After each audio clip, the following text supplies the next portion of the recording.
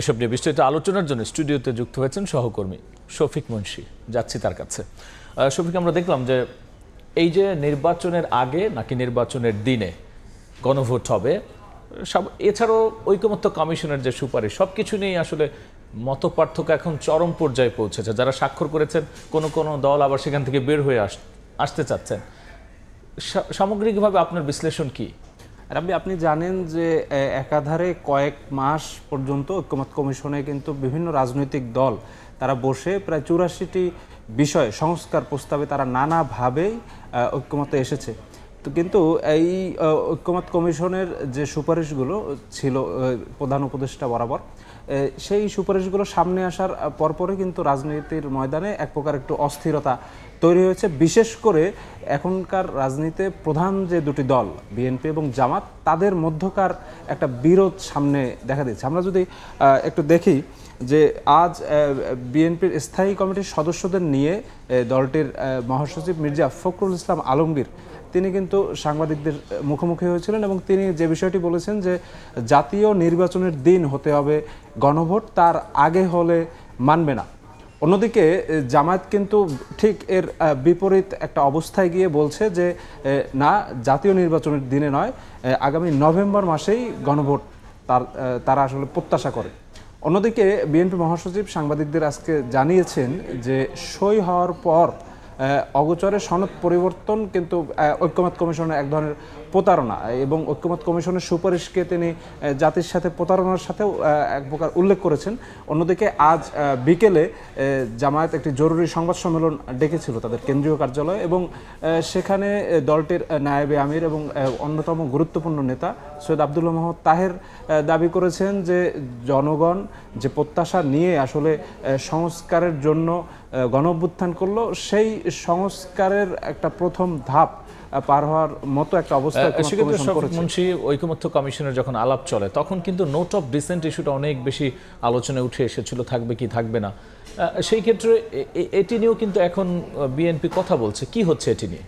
আমরা দেখতে পেয়েছি যে নোট অফ ডিসেন্ট থাকা সত্ত্বেও কিন্তু শেষ পর্যায়ে যখন সুপারিশ করা হয়েছে ঐকমত্য কমিশনের পক্ষ থেকে, তখন কিন্তু নোট অফ ডিসেন্টগুলো তুলে দেওয়া হয়েছে। এ ব্যাপারে কিন্তু বিএনপির পক্ষ থেকে আজ মির্জা ফখরুল ইসলাম আলমগীর দাবি করেছেন যে নোট অফ ডিসেন্ট বাদ দিয়ে 48টি বিষয়ে গণভোটের সুপারিশ এক পেশে ও জবরদস্তিমূলক। তারা বলছে যে এই সুপারিশের কারণে এক প্রকার মানে দলটি বাধ্য হলো যে তাদের যে জায়গা, সেই জায়গার বিপরীতে আসতে। অন্যদিকে আজ কিন্তু বাংলাদেশ জামায়াতে ইসলামের সহকারী সেক্রেটারি জেনারেল পদমর্যাদার একজন নেতা আব্দুল হালিম তিনি বলছেন যে যারা গণভোট বানচালের অপচেষ্টা করবে জনগণ তাদের প্রত্যাখ্যান করবে। তিনি কিন্তু মূলত বিএনপির দিকে ইঙ্গিত করেই বলছেন। অন্যদিকে আজ মির্জা ফখরুল ইসলাম আলমগীর তিনি বলেছেন যে দলগুলোর সঙ্গে বছরব্যাপী যে আলোচনা ছিল ঐকমত্য কমিশনের, সেটি এক প্রকার এই সুপারিশ দেওয়ার পর মনে হচ্ছে যে অর্থহীন, প্রহসনমূলক এবং এক প্রকার প্রতারণার শামিল। অন্যদিকে কিন্তু আজ প্রধান নির্বাচন কমিশনারের সাথে দেখা করেছে 8টি রাজনৈতিক দলের নেতারা। তাদের মধ্যে জামায়াত ছিল, ইসলামী আন্দোলন ছিল, খেলাফত মজলিস ছিল, জাকপা ছিল। তারা কিন্তু 8টি আলাদা আলাদা স্মারকলিপি প্রদান করেছে এবং সেখানে 3টি মোটা দাগে দাবি তুলেছেন। তার মধ্যে অন্যতম এই নভেম্বরেই গণভোট করে জুলাই সনদের আইনি বাস্তবায়ন। যদি জানতে চাই, এই বিএনপি জামাতের বাইরে এনসিপি নতুন দল, তারা কি ভাবছে সব নিয়ে?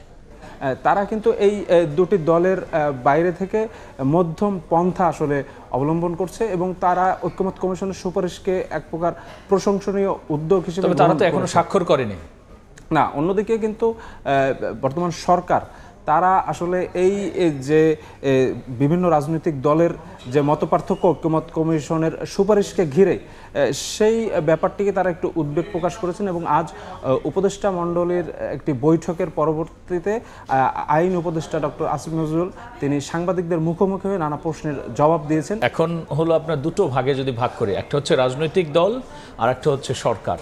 সেক্ষেত্রে এই যে রাজনৈতিক দলগুলোর মতপার্থক্য নিরসনে বা এই সুপারিশগুলো বাস্তবায়নে এখন সরকারের কি আছে বা তাদের অবস্থানটা কি হবে?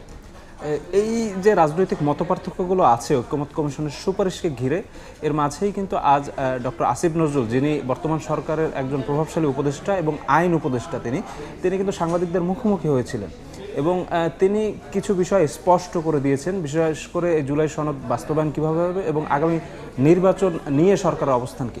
আমরা যদি একটু দেখি, মূলত ডক্টর আসিফ নজরুল আজ সাংবাদিকদের যে বিষয়গুলো মোটা দাগে জানিয়েছে সেটি হচ্ছে কিভাবে বাস্তবায়ন হবে জুলাই সনদ, দ্রুতই সিদ্ধান্ত দেবেন প্রধান উপদেষ্টা।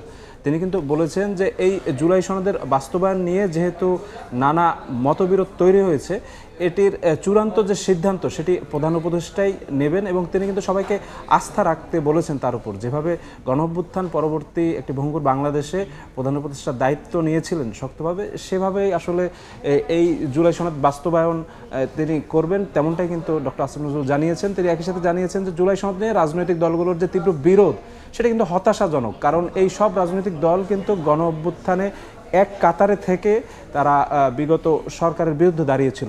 সেই জায়গা থেকে এখন তাদের মধ্যে যে দূরত্ব সৃষ্টি হয়েছে সেটা কোনোভাবেই কাম্য নয়, তেমনটাই জানিয়েছেন ডক্টর আসিফ নজরুল।